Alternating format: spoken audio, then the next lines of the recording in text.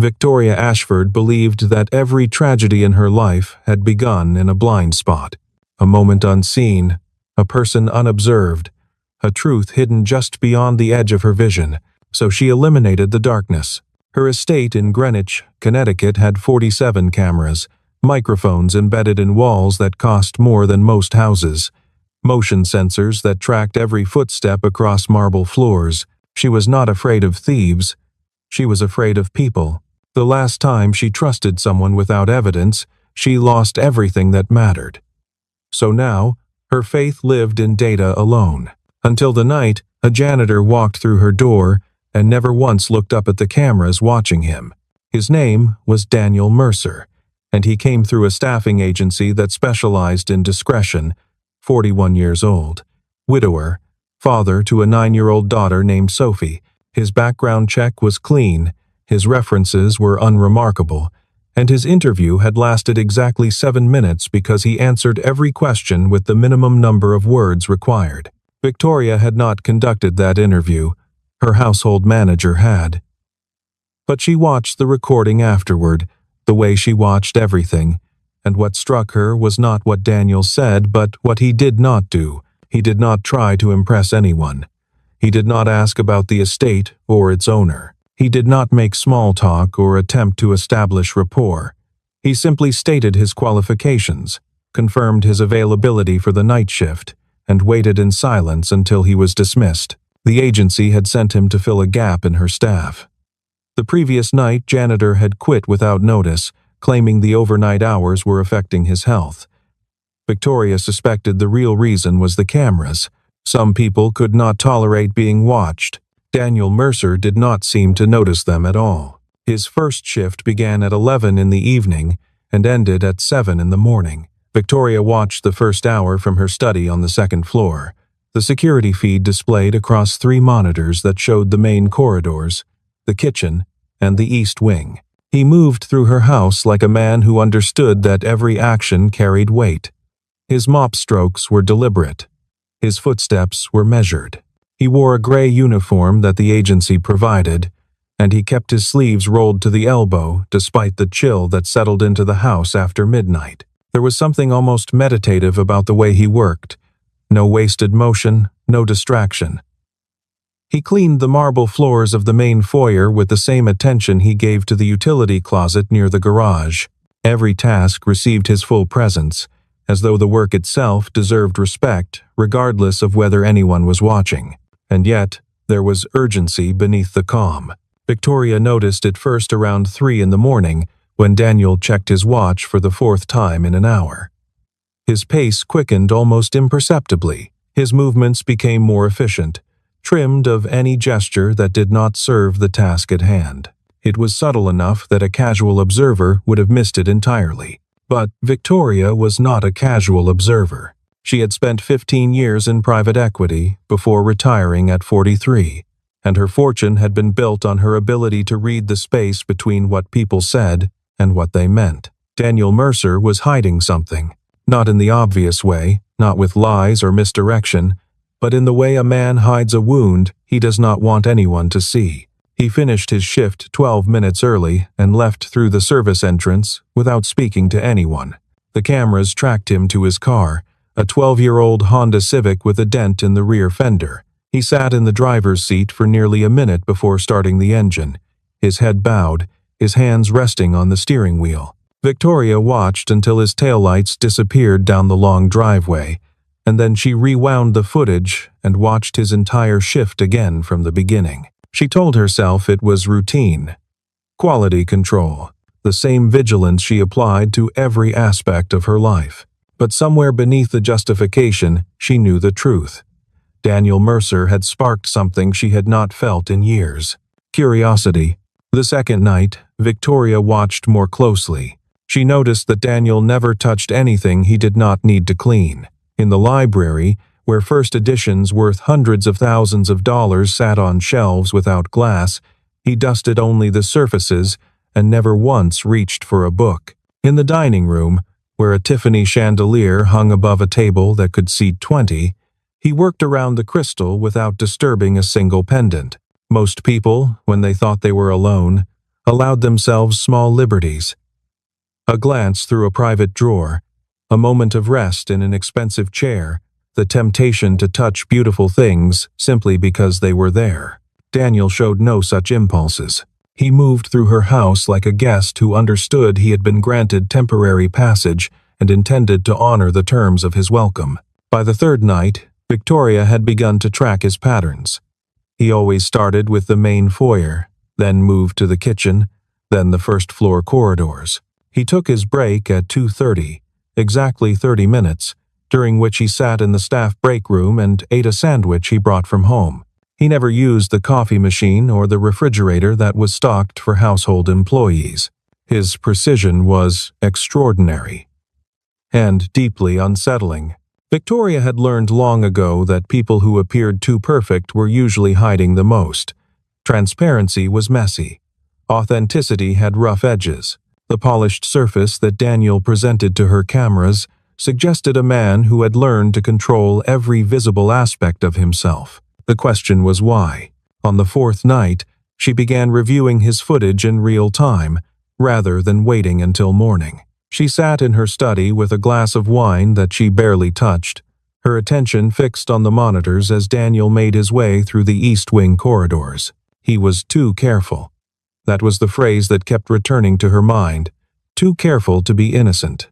Too careful to ignore.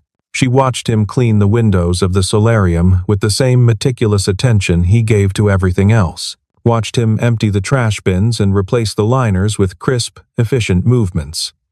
Watched him pause outside the door to her private study, where a small bronze sculpture sat on a pedestal in the hallway. He looked at it for nearly 10 seconds.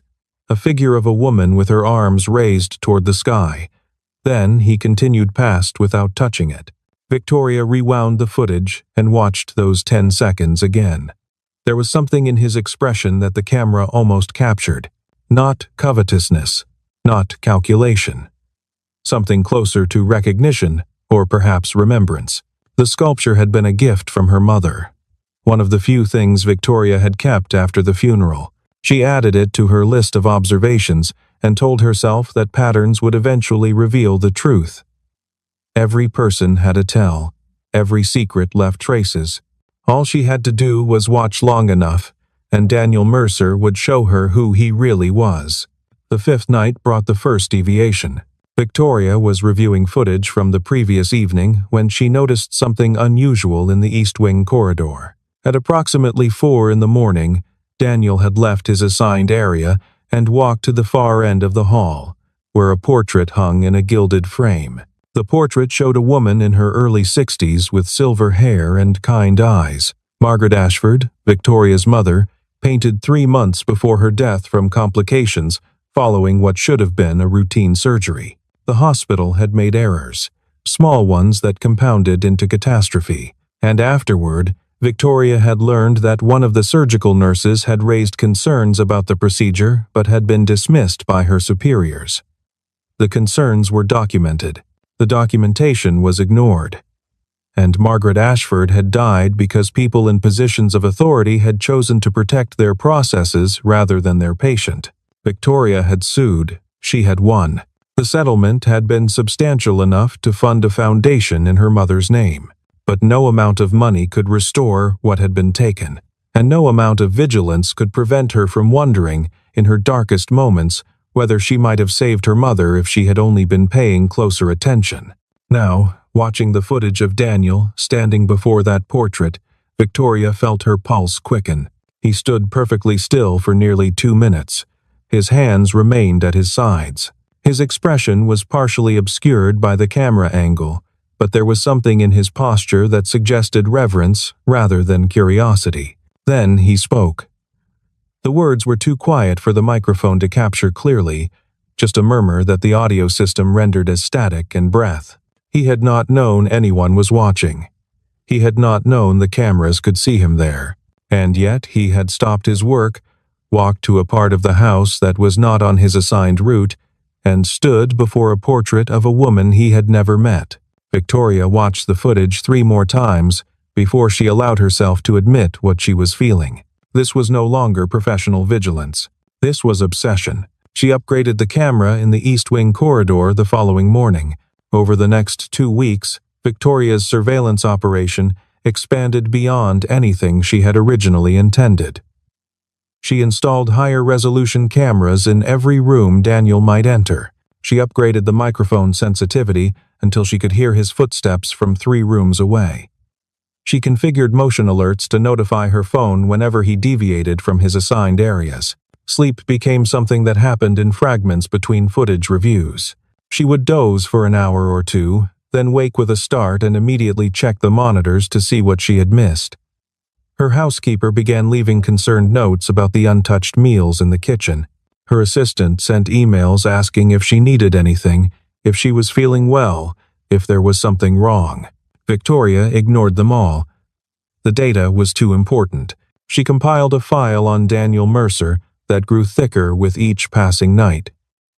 His movements, catalogued to the minute, his habits, analyzed for patterns, his expressions, captured and studied for any sign of deception. She learned that he always checked his watch at 3:15, and that his pace increased measurably in the hour that followed. She learned that he avoided the staff break room when others were present, preferring to take his meals alone. She learned that he spoke to no one unless spoken to first, and even then, his responses were brief and courteous, and entirely unrevealing. And she learned that every single night, without exception, he found his way to the East Wing corridor and stood before her mother's portrait. The visits lasted between 90 seconds and 4 minutes. He never touched the frame. He never spoke loudly enough for the enhanced microphones to capture his words. He simply stood there in the darkness, a gray figure before a painted face, engaged in some private communion that Victoria could observe but not understand. She tried analyzing his lip movements to determine what he was saying. The footage was too grainy, the angle too oblique. She considered installing a camera directly facing the portrait, but something stopped her. Perhaps the knowledge that such a camera would be visible, and visibility would change his behavior.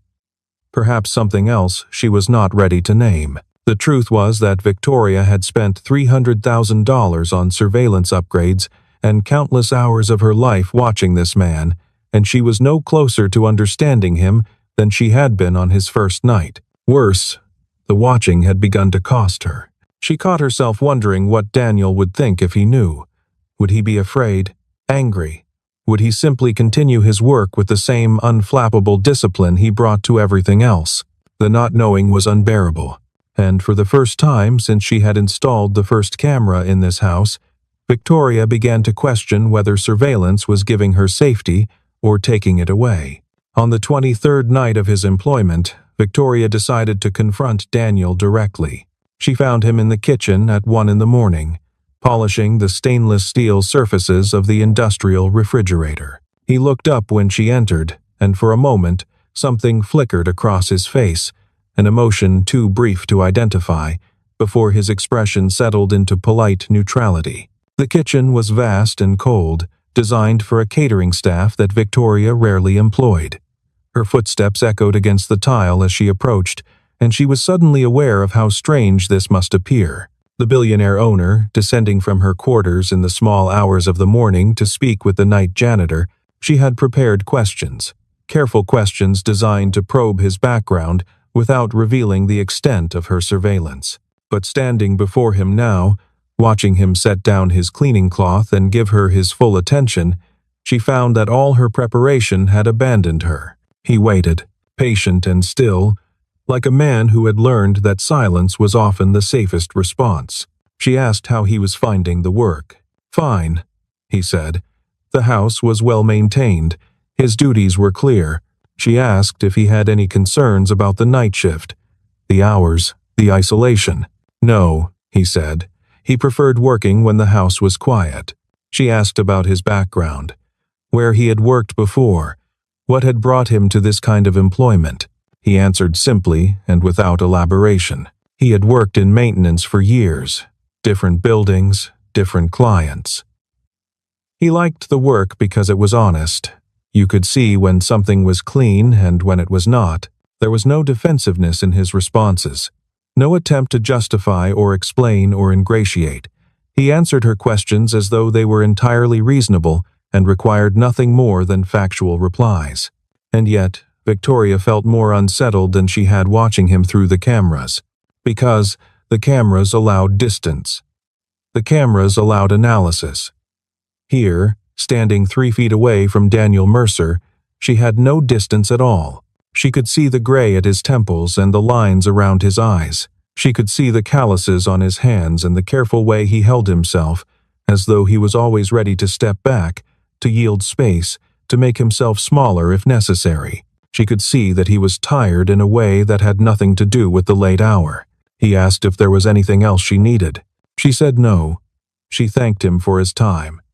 She turned and walked back to the stairs, feeling his gaze on her back until she was out of sight. In her study, she pulled up the footage of their conversation and watched it 3 times. His body language revealed nothing she had not already seen. His tone carried no hidden frequencies. He was exactly what he appeared to be. A man doing his job, nothing more. And somehow, that was the most disturbing possibility of all. 12 days after their kitchen conversation, the temperature in Greenwich dropped to 7 degrees below zero. Victoria woke at 4 in the morning to an alert on her phone. Motion detected in the garage. She pulled up the feed and saw Daniel moving quickly between vehicles, his breath visible in the frigid air. Something was wrong.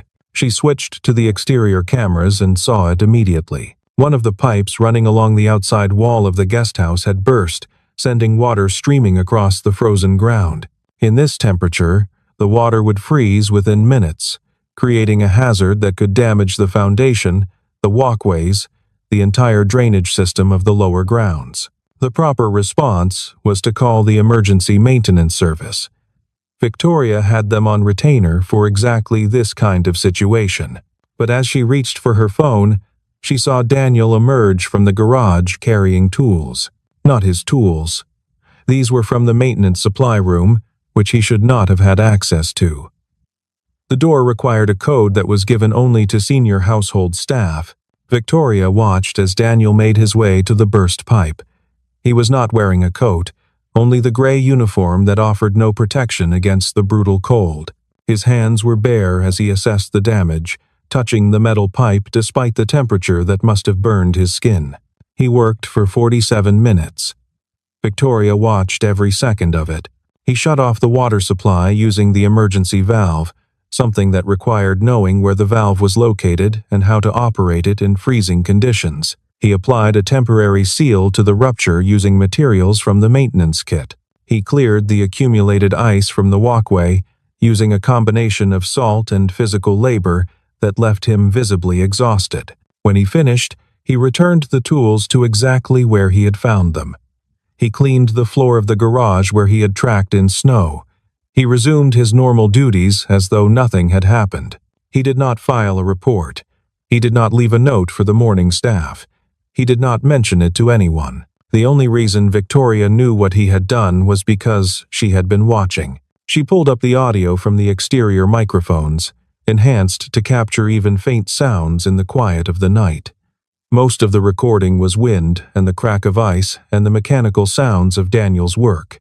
But at the very end, as he stood looking at the repaired pipe, she heard him speak.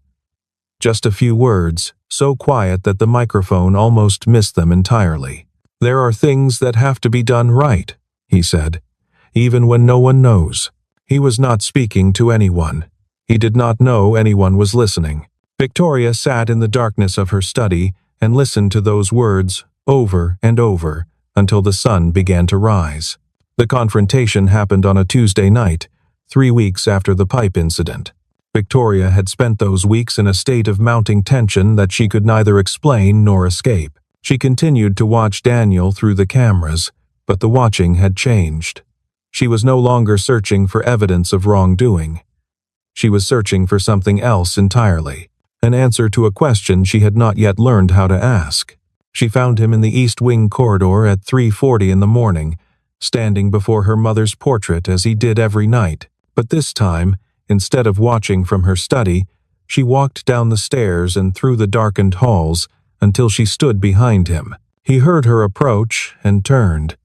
In the dim light of the corridor, His face was difficult to read, but he did not seem surprised. He did not seem afraid. He seemed, if anything, relieved. As though he had been waiting for this moment and was grateful it had finally arrived. She asked him why, not why he was standing here, in a part of the house where he had no business being, but why he came every night, why he spoke to a portrait of a woman he had never met, why he did any of the things she had observed him doing over the past 2 months. He was quiet for a long time, long enough that Victoria began to wonder if he would answer at all. Then he told her. 8 years ago, he said, his wife had been sick, cancer that started in her lungs and spread everywhere before the doctors could stop it. She had been in the hospital for 3 months, and during those 3 months, a nurse had taken care of her with a kindness that went beyond professional duty. The nurse had stayed late when his wife was afraid, had held her hand when the pain was too much, had talked to her about ordinary things, recipes and weather, and the small comedies of daily life, when his wife needed to remember that the world existed beyond the walls of that room. His wife died anyway. There was nothing anyone could have done, but because of that nurse, she did not die alone. She did not die afraid. She died knowing that someone, a stranger who owed her nothing, had chosen to be present in her final hours. He had tried to find the nurse afterward, to thank her, to tell her what her kindness had meant. But she had transferred to another hospital, and his attempts to track her down had led nowhere, until 6 months ago when he saw a photograph in a newspaper. A foundation event, honoring healthcare workers who went above and beyond. And there, in the background of the photograph, he recognized her face. The photograph caption mentioned the foundation's founder, Victoria Ashford. He took the job not knowing what he would find, not planning anything, just wanting to be close to something connected to the woman who had made his wife's death bearable. The portrait, he said, reminded him of his wife's nurse, the same kindness in the eyes, the same sense that here was a person who had understood something important about what it meant to take care of others. He did not ask Victoria for anything. He did not explain why he had kept this secret for 2 months. He simply stood there in the corridor, having finally spoken the truth, and waited to learn what would happen next. Victoria heard herself ask the question that had been building inside her since the night she first watched him through the cameras. "Have you seen enough to trust me?" she asked. And Daniel Mercer, night janitor, widower, father, looked at her with an expression that contained no calculation and no defense. "Have you seen enough to trust me?" he asked in return. The answer, Victoria realized, was yes. She had watched him through 47 cameras for 63 nights. She had analyzed his every movement, catalogued his every habit, searched for any sign of deception or hidden motive. And what she had found was not a threat. What she had found was a man who did the right thing when no one was watching, who honored a debt of gratitude 8 years after it was incurred, who spoke to a portrait of a stranger's mother because she reminded him of someone who had shown kindness to his dying wife. The cameras had shown her everything, but they had not taught her to trust. That was something she had to choose for herself. Over the following month, Victoria began dismantling the surveillance system she had spent years constructing. It did not happen all at once. Trust, she was learning, was not a switch that could be flipped but a muscle that had to be rebuilt through use. She started with the cameras in the staff areas, the break room and the service corridors and the spaces where the people who worked in her house deserved privacy. Then she removed the enhanced audio equipment that let her hear whispered conversations from 3 rooms away. Then the motion sensors that tracked every footstep across her marble floors. Each removal felt like losing a limb. She had lived so long with total information that the absence of it created a kind of vertigo. She would wake in the night and reach for her phone to check the monitors, only to remember that the monitors no longer showed what they once had. But alongside the vertigo came something else, something that took her weeks to identify because she had not felt it in so long. Relief. The weight of watching was heavier than she had realized. The constant vigilance, the endless analysis, the assumption that every person in her life was hiding something that would eventually hurt her. She had built her fortress of cameras because she believed it would keep her safe, but what it had actually done was keep her alone. Daniel continued his night shift through all of this. Victoria no longer watched him through screens, but she began to encounter him in person more frequently. Brief conversations in the hallway, a shared cup of coffee in the kitchen at 2 in the morning, moments of ordinary human contact that required no surveillance to verify. She learned that his daughter Sophie was struggling in school, not academically, but socially.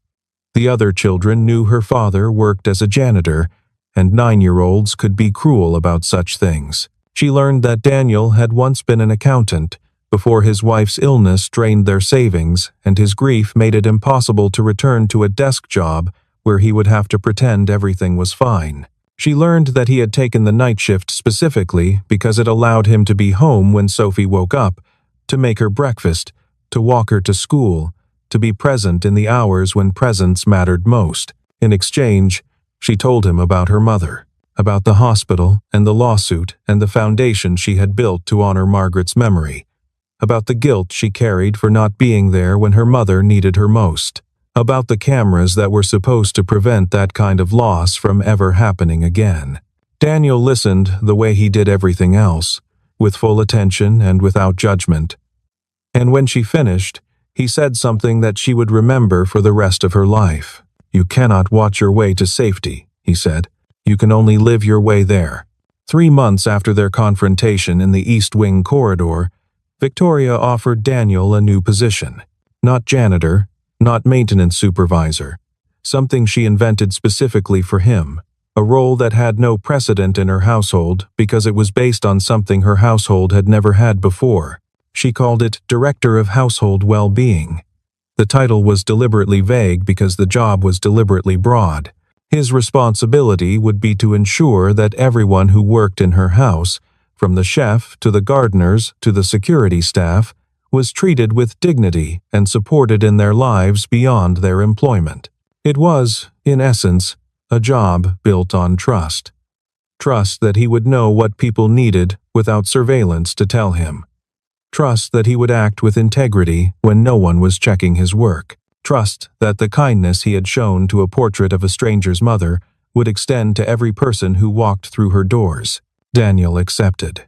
Not immediately, but after a week of consideration during which Victoria did not once check the cameras to see what he was doing.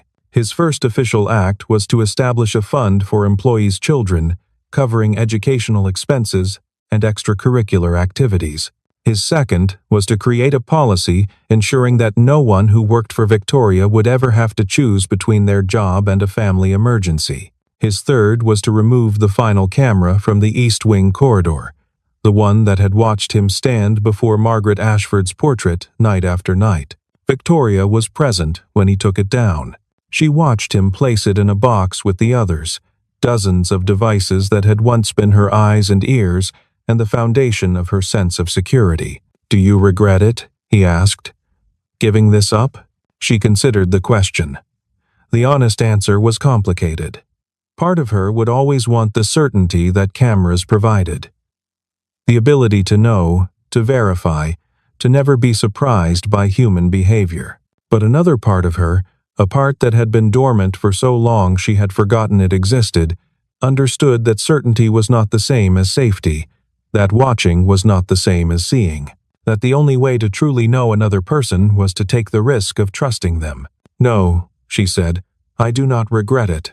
And for the first time in more years than she could count, Victoria Ashford meant exactly what she said. The house was quieter now. Not silent, but peaceful in a way that constant surveillance had never allowed. Victoria could walk through her own corridors without wondering who was watching the footage of her passing. She could sit in her study without the glow of monitors reflecting in the windows. She could simply live. Daniel brought Sophie to the estate on weekends sometimes. The girl was shy at first, uncertain how to behave in a house that was larger than her entire apartment building. But Victoria had a gift for children, a patience she had never had the opportunity to exercise, and slowly Sophie began to open up. They would walk through the gardens together, Victoria pointing out the flowers her mother had loved. Sophie asking questions about butterflies and birds, and why some leaves changed color while others stayed green. Simple questions with simple answers. The kind of conversation that required no analysis, no suspicion, no search for hidden meanings. One afternoon, Sophie asked why there were no cameras in the garden. Victoria knelt down to meet the girl's eyes. "Because some things," she said, "are too beautiful to watch through a screen." Sophie considered this with the seriousness that children bring to new ideas. Then she nodded, apparently satisfied, and ran off to chase a butterfly through the roses. Victoria watched her go. Not through a camera, not through a monitor, just with her own eyes, in her own garden, in a house that had finally become a home. That night, she stood in the East Wing corridor where she had confronted Daniel 3 months before. The portrait of her mother looked down at her with the same kind eyes that had always seemed to see more than they revealed. "I think you would have liked him," Victoria said.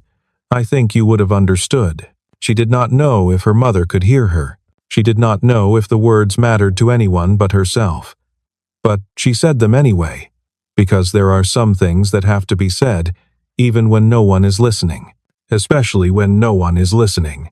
She turned off the light and walked back to her room through the darkened hallway. Tomorrow there would be meetings and decisions, and the ordinary business of managing a life that was larger than one person could reasonably handle. But tonight, there was only this: a house without cameras. A trust without evidence. A woman who had finally learned that the things most worth seeing cannot be captured on any screen. She slept well for the first time in years.